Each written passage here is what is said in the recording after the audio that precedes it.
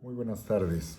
Rápidamente solo quiero hacer un comentario con respecto a las palabras del político español José María Aznar, refiriéndose a su vez a algunos planteamientos que ha hecho el presidente de México, Andrés Manuel López Obrador, particularmente, específicamente, en el caso de la solicitud a España de que se pida perdón por la conquista de México-Tenochtitlan o la conquista en el ámbito general. Y aquí sí hay varias cosas que quisiera clarificar. De inicio, muchas personas con un mediano y alto nivel de criterio, no necesariamente basado en grados académicos, no aceptamos varias de las justificaciones que usa el presidente actual de México para sus afirmaciones. Respecto a lo de Aznar, estoy de acuerdo con la ironía y el sarcasmo que utiliza él mismo en el nombre completo del señor presidente de México, nada que no se pueda entender con humor, pero siempre con criterio. Pero cuando hace ya ciertas afirmaciones, como por ejemplo, y cito, es que si no hubieran pasado algunas cosas, perdone, usted no estaría ahí, refiriéndose a Andrés Manuel López Obrador. Ni podría haberse producido la evangelización de América. Incluso aquí sabemos que recibe cierta cantidad de aplausos. Aquí hay que tomar en cuenta un detalle. Se plantea la evangelización como el valor máximo, pero para los que sí conocemos detalles de la historia de aquí en particular, debe de quedar muy claro que la evangelización tampoco era opcional, aunque no tuviera violencia física, que incluso en algunos casos sí se llegó a ocupar para evangelizarlos, ¿sí? Hay que leer e investigar o asesorarse adecuadamente antes de hacer ese tipo de afirmaciones. Y para mí, reitero, lo preocupante no es que lo que diga el señor Aznar, sino los aplausos que termina recibiendo, que nos dan una idea de mucha gente que está de acuerdo en lo que el señor está afirmando. Nuevamente lo cito, ahora refiriendo a las siguientes palabras. En esta época en la que se pide perdón por todo, no voy a engrosar las filas de los que piden perdón. No lo voy a hacer. Híjole, como decimos aquí en México.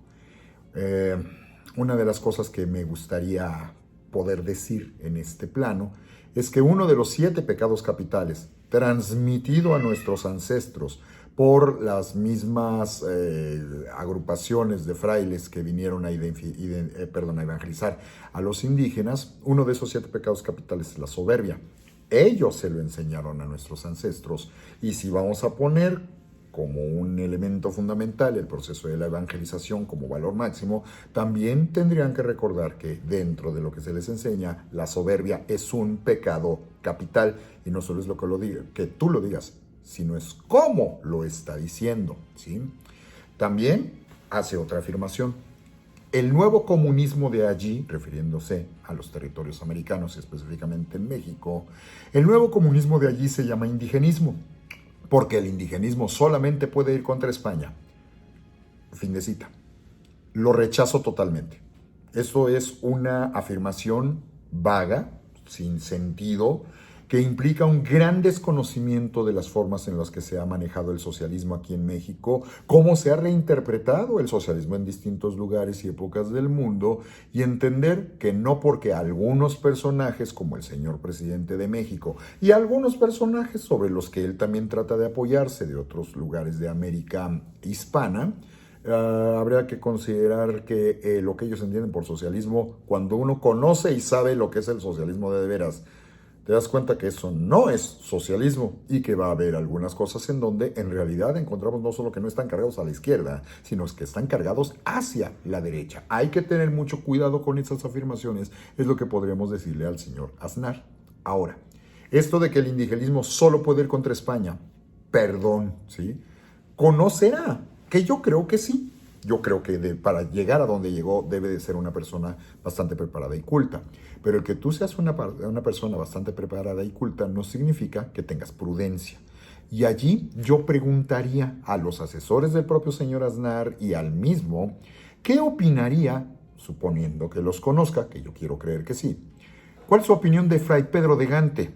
O de Fray Toribio de Benavente Motolinía, o Fray Diego Durán, o incluso, a posteriori, gente como Francisco Javier Clavijero, jesuita, creo, bastante conocido en el mundo hispánico, porque ellos eran indigenistas y no por ello iban contra España, sino contra los malos tratos de muchos de los que ellos consideraban malos cristianos, no solo malos españoles.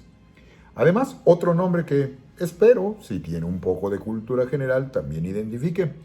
Lumbreras como el licenciado Vasco de Quiroga, originalmente abogado y quien posteriormente llegó a ser obispo de Michoacán, buscó aterrizar la utopía de Tomás Moro, primero en Santa Fe de México y luego en Santa Fe de Michoacán. Él, Vasco de Quiroga, era miembro de la Segunda Audiencia de México, quien llegó a auditar, suspender y detener a miembros de la Primera Audiencia encabezada por un abusador, soberbio y delincuente como Nuño Beltrán de Guzmán. Él personalmente va a tener ese tipo de comportamiento. No por ser español voy a decir que automáticamente lo es. Él tenía esa opción de ese comportamiento y por eso la Segunda Audiencia llega con la orden de investigar todo lo que hicieron muchos de los malandros que terminaron integrando esa primera audiencia encabezada por Nuño Beltrán de Guzmán, que inmediatamente puso pies en polvorosa, por supuesto.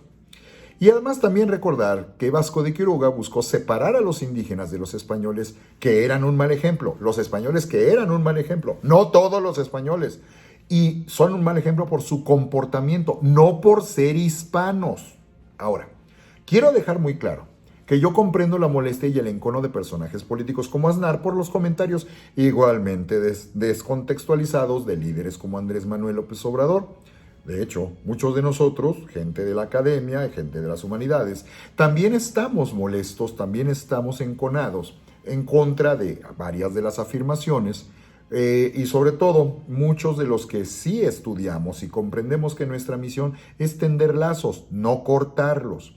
Y con conocimiento de causa, podemos afirmar que dichos comentarios del presidente constitucional de los Estados Unidos mexicanos, que es el nombre oficial de nuestro país para los que no lo saben, no son hechos esos comentarios desde la ignorancia, porque muchos dicen es que el presidente es un ignorante. No, desgraciadamente no, sino que muchos de esos comentarios son hechos desde una intención política y mediática.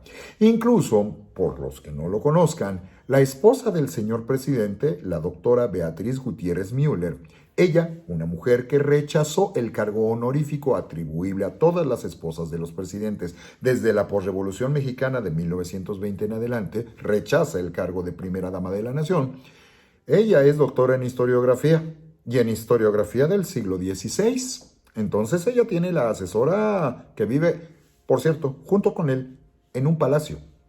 Y se supone que ellos rechazaron, por la austeridad republicana, rechazaron vivir en la residencia opulenta de Los Pinos, que no se compara a lo que se tiene en el Palacio Nacional, para que se vayan dando ustedes una idea. Lo que debemos de tener en consideración es que hay una intención que no puede ser explicable en los dichos, en muchas ocasiones por el señor presidente, una intención que no puede ser explicable ni mucho menos comprensible desde la diplomacia, la corrección política o hasta incluso la verdad histórica. Solo toma sentido, como muchas cosas que se entendieron de Donald Trump, cuando lo ves desde la perspectiva mediática, donde hay, incluso en el caso de México, hay muchos analistas y periodistas que hasta consideran al señor presidente un genio, es en serio, del manejo de los medios. Nada más que mi misión como historiador es recordarles que habría que tomar en consideración que históricamente tenemos dos ejemplos de dos genios de la manipulación de masas. Uno de ellos, Edward Bernays, húngaro de origen, sobrino de Sigmund Freud y padre de las relaciones públicas en Estados Unidos, que comenzó su labor desde 1917 y a través de libros como Cristalizando la opinión pública, logró ir posicionando mediáticamente a personas de gris presencia, como en su momento fueron par de políticos que llegaron al cargo más importante en los Estados Unidos, pero que no lograban tener el peso ni el arraigo que ellos querían, como es el caso de Woodrow Wilson, al que le vendieron y le construyen al mundo la imagen de ser el que logró terminar la Primera Guerra Mundial. O Calvin Coolidge, quien va a empezar a establecer esta relación con los medios de entretenimiento, diversión, deportivos, de espectáculos en los Estados Unidos, para presentarse como una persona de una gran presencia y carisma político. Ambos, reitero, presidentes de los Estados Unidos en la década de los 10 y la década de los 20, e incluso también el señor Bernays, con los conocimientos que tenía del psicoanálisis, logró armar campañas mediáticas importantes para incrementar el consumo de tabaco de las mujeres en los Estados Unidos. A su vez, Bernays influyó sobre la carrera de otro personaje al que conocemos con el apodo del maestro de la propaganda, Joseph Goebbels, quien construyó la manipulación que encabezó Hitler en la Segunda Guerra Mundial. Esos dos son genios, entre comillas, de la manipulación. Y la ética de esos genios y de aquellos a los que asesoraron, para que también nos la llevemos con mucho cuidado, cuando hablamos de estos genios del manejo de los medios. Desde la perspectiva del marketing político, sabemos que en muchas ocasiones lo que se busca es controlar y hasta manipular la opinión pública, situación que se hace muy efectiva cuando hay una población poco preparada, mal educada, poco cimentada en el uso del criterio y en el sentido común. No solo depende de los grados académicos, que quede muy claro. Por eso el propio López Obrador recientemente también jeremiqueó, que, para los que no lo conozcan, jeremiquear significa lamentarse continuamente y lloriquear continuamente, y que él se queja que quienes menos lo aceptan, y eso está grabado en una de sus conferencias que aquí popularmente se conocen como las mañaneras, que quienes menos lo aceptan son los que tienen de educación media superior en adelante, sobre todo aquellos que tienen licenciatura y posgrado. Y acusó que quienes se van a estudiar a universidades en el extranjero, poniendo incluso el ejemplo de Harvard, a lo que van a aprender es a robar. Eso lo ha dicho. No me crean a mí. Pueden ustedes constatarlo particularmente en los medios, ¿no? Y siempre se presenta, habitualmente suele presentarse como el presidente de México que ha sido más atacado desde Francisco I. Madero, el primer presidente que sube cuando ha iniciado la revolución. Él solo fue presidente 15 meses de 1911 a 1913 y culminó con su asesinato. Con base en todo lo que se ha dicho, con base en todo lo que se ha hecho, ¿nos va a extrañar el comportamiento del licenciado Andrés Manuel López Obrador? A muchos de nosotros no nos extraña, pero no significa que estemos de acuerdo con ello. Por eso muchos mexicanos, que no somos la mayoría por desgracia, nos avergonzamos de esas expresiones y dichos. Pero también que quede muy claro, rechazamos expresiones como las de José María Aznar.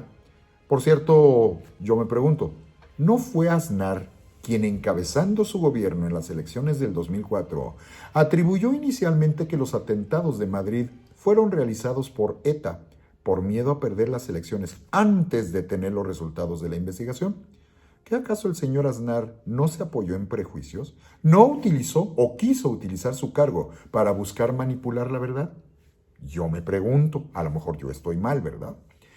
Los comentarios, cerremos, se toman de quién vienen, y en este caso hay que tomar con cuidado los dichos de López Obrador, tanto como los de José María Aznar. Y hay algo que podemos notar en ambos: la soberbia, creerse el dueño de la verdad, que tarde o temprano tiene consecuencias que no van a ser muy positivas. Al tiempo, seamos retrodictores, no predictores. Ese sería mi comentario.